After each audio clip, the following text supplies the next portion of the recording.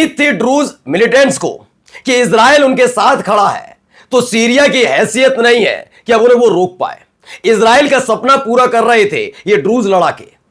सब कुछ सेट हो चुका था, दमिश्क पर हमले हो रहे थे, वहां के नए राष्ट्रपति अल जुलानी इजराइल और अमेरिका के सामने सरेंडर कर चुके थे। लेकिन सरेंडर सीरिया की जनता ने नहीं किया, सीरिया के अलग अलग हिस्सों में बैठे लड़ाका संगठन ने नहीं किया।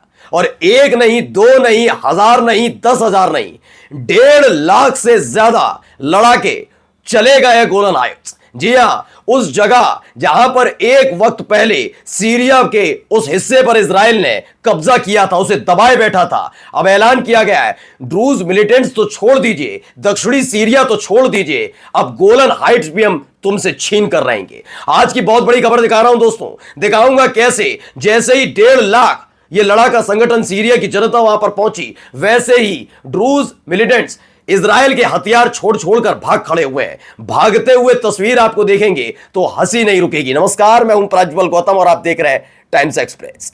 शुरुआत करने जा रहा हूं एक वीडियो के साथ। पहले ये वीडियो देखिए। तो पूरा रेगिस्तानी टाइप का इलाका, सड़क अच्छी खासी बनी है, उन पर दौड़ती हुई गाड़ियां, और गाड़ियां एक नहीं, दो नहीं, ढेर सारी, सैकड़ों की तादाद में ये गाड़ियां किनकी हैं, कौन इस पर सवार है और ये जा कहां है, तीनों सवालों का जवाब मैं आपको देने जा रहा हूं। दरअसल ये तकरीबन 1.5 लाख अरब से सिर्फ लड़ाके नहीं है, जनता भी है। उन्होंने हथियार उठा लिए, ये अपनी अपनी गाड़ियों में बैठे हैं, एकजुट हुए हैं और ये निकल पड़े हैं कहां पर, गोलन हाइट्स की तरफ। ये सारे के सारे वहीं जा रहे हैं। पढ़िए, Arab mobilised on their accord to go confront Israeli backed Druze proxies.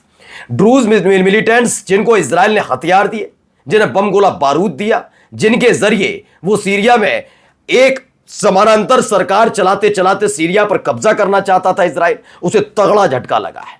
यह बहुत बड़ा झटका इजराइल के लिए माना जा रहा है। वजह क्या है कि उनको लगा था कि सीरिया में क्या है ना, पहले समझिए, सीरिया में एक गुट काम नहीं करता। वहां हालात कैसे बने, अमेरिका की मौजूदगी और तमाम चीजों की वजह से वहां गुट वाइज हो गए, फ्रैक्शंस बहुत सारे हैं। फ्रैक्शंस का मतलब होता है अलग अलग गुट बन जाना। तो ऐसे कई गुट हैं और इसी गुट की वजह से सीरिया में अस्थिरता हमेशा बनी रही।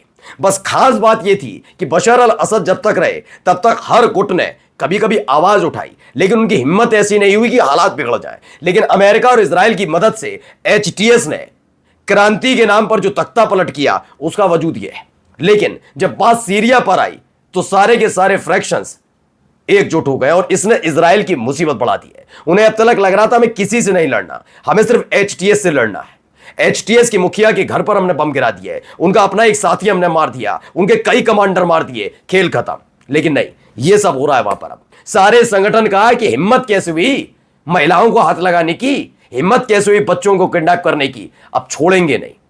अब इजराइल समझ रहा है कर क्या दिया, ड्रूज ज्यादा समझ रहे हैं, वो कह रहे कर क्या दिया हमने इनके कहने पर, हम कहीं के नहीं रहे। अब खदेड़ खदेड़ कर कैसे खदेड़ा जा रहा है वो भी दिखाता हूं। पहले ये देखिए एक और वीडियो। तो अल्लाह अकबर के नारे लग रहे हैं और साथ में गोलियों की आवाजें भी बीच बीच में सुन रहे थे। ये बताया जा रहा है सारे के सारे कहां जा रहे हैं, ये और किसने पोस्ट किया है। ये एक इजराइल का सैनिक है, पूर्व सैनिक, उसने खुद बताया कि इतनी भारी तादाद में, इतने गुस्से में, इतने हथियार हैं इनके पास। ये सोच रहे थे ना इजराइल कि हमने तो सीरिया पर अटैक किया, तो सीरिया पर अटैक करने की वजह से उसके हथियार खत्म कर दिए, लेकिन ये भूल गए लड़ाके भी बैठे थे वहां पर, तो वो आ गए। अब सीरियन आर्मी उतना कमाल नहीं कर पा रही क्योंकि हथियार ही नहीं है भाई, क्योंकि जिसको चुना था अल जुलानी को लेकर आए थे वो देखते रहे तमाशा, वो हमला करते रहे, बर्बाद कर दिया। लड़ाका संगठन के हथियार नहीं खत्म कर पाए ना, आ रहे हैं। तो इस खुद एक इजराइल का पूर्व सैनिक कहता है कि सारे के सारे ड्रूजों को खदेड़ने जा रहे हैं, जल्द से जल्द इजराइल की सेना कोई एक्शन ले कि तुम्हारी चक्कर में ये ड्रूज फंस गए। इन्होंने झंडा बुलंद कर दिया, अब तक ठीक ठाक चल रहा था, रोटी पानी इनका चल रहा था। अब आइए वीडियो देखिए, इस वीडियो जी। खदेड़ रहे, भागे जा रहे हैं, भागे जा रहे, पीछे हथियार लेकर दौड़ता एक लड़ाका सीरिया का। बताया गया ड्रूज है जो गीदड़ की तरह भाग रहे हैं और दावा किया गया इजराइल भी अब इनको बचा नहीं सकता, इन्हें खदेड़ने की तैयारी। यानी अब ये ड्रूज कहां रहेंगे मालूम है, ये सारे के सारे इजराइल में रहेंगे। इन्हें इजराइल वापस जा रहा, सारे इजराइल में नहीं रहते थे। दरअसल ये बहुत सारे इजराइल में भी है, अभी भी शरण दे रखी है, इन्हीं के माध्यम इन्हीं को ट्रेंड करके सीरिया में भेजता रहता है इजराइल कि अपनी समानांतर सत्ता बनी रहे और गोलन हाइट्स की तरफ देख ना पाए, उलझा के रखो उधर। लेकिन इस बार भसड़ बहुत खतरनाक वाली हो गई है कि सारे के सारे एकजुट हो गए। ये ऐसा लगाव, ऐसा एकजुटता उस वक्त भी नहीं देखी थी जब एचटीएस ये सब कर रहा था। तब भी एचटीएस के खिलाफ कुछ लोग खड़े हो गए थे, वहां उधर गोलीबारी हो रही थी, ये हिस्सा हमारा, अगर असद सत्ता में नहीं तो हम सीरिया बांट लेंगे, ये गुटबाजी चल रही थी। अलग अलग गुट में, अलग अलग एरिया में अलग अलग गुट बहुत सक्रिय है। लेकिन जब ये सीरिया पर बात आई, इजराइल की तरफ से हमले हुए, उसके बाद एकजुट होकर आ गए कि बात सीरिया के साथ साथ हमारे बच्चों की, हमारी बीवी, हमारे घर की महिलाओं की है, और उसके बाद इन्होंने हमले कर दिए। अब देखिए एक और खबर, 16,000 फाइटर्स हैं, सुन्नी ट्राइब्स यानी कि सुन्नी आदिवासी से ताल्लुक रखते हैं सीरिया में, अलग अलग जगह से ये सारे के सारे सुबेदा पहुंच गए लड़ने के लिए, खदेड़ने के लिए ड्रूज को। ये लगातार अलग अलग तस्वीरें निकल कर आ रही हैं और अलग अलग ऐसे ऐसे दावे हैं जिसे सुनने के बाद इजराइल को नींद नहीं आएगी, बहुत हालत खराब है। वहां क्या है कि वहां केवल आ नहीं रहे बल्कि हथियारों के साथ आ रहे हैं। मैंने अपनी पिछली वीडियो में आपको बताई थी कि इजराइल जो सीरिया की आर्मी है वो इसलिए विड्रॉ कर रही है सुबेदा से कि ऐसा नहीं है कि जो लड़ाका संगठन है वो आर्मी के साथ काम कर रहा है, नहीं, आर्मी अलग है, लड़ाका संगठन अलग है और ड्रूज अलग है। ये 3 मोर्चों की कहानी है, जिसमें से 2 मोर्चे सिर्फ ड्रूज से लड़ रहे हैं।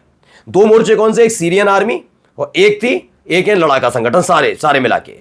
तो सीरियन आर्मी तो उन पे हथियार नहीं है, उनके अपने नेतृत्वकर्ता ने हथियार गिरा दिए, वो खुद अपने परिवार के साथ चले गए, हमने खबर दिखाई। लड़ाका संगठन ने कहा कि तुम हट जाओ, अब हम संभालेंगे, हम खदेड़ते हैं। ड्रूज के पीछे इजराइल खड़ा है, इजराइल हथियार देता है ड्रूज को, लेकिन इतनी भारी तादाद में ये लोग हैं कि ड्रूज इनके सामने टिक नहीं पाएंगे, इसलिए भाग रहे हैं। अभी देखिए एक और वीडियो देखिए पहले यानी, तो इसमें भी दावा किया, groups from the tribes have begun mobilise his forces and issuing call for support to the tribes of eastern and northern Syria to rescue the civilian besieged by Israeli backed Druze faction affiliated with Hikmat al हिजरी।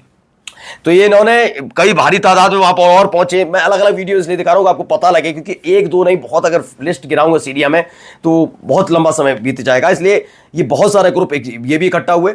इन्होंने खास तौर पर जो पूर्वी और उत्तरी Syria है वहां जो सक्रिय है लड़ाका संगठन, ट्राइब्स के जो अलग अलग गुट है यानी आदिवासी समुदाय से ताल्लुक रखने वाले जो लड़ाका संगठन है, उनसे कहा कि आप भी जल्दी शामिल हुई है, आपको भी आना, आप सब आ जाइए, हम सब मिलकर इनको खदेड़ देंगे, इन्हें भगाना है कैसे भी करके सीरिया से। हमारी अपनी नाराजगी, हमारी चीजें हो सकती हैं, ये हिम्मत कैसे हुई इजराइल की हमला करने की, ये साफ साफ है। और चलते चलते आपको एक और वीडियो दिखा रहा हूं, ये वीडियो देखिए पहले।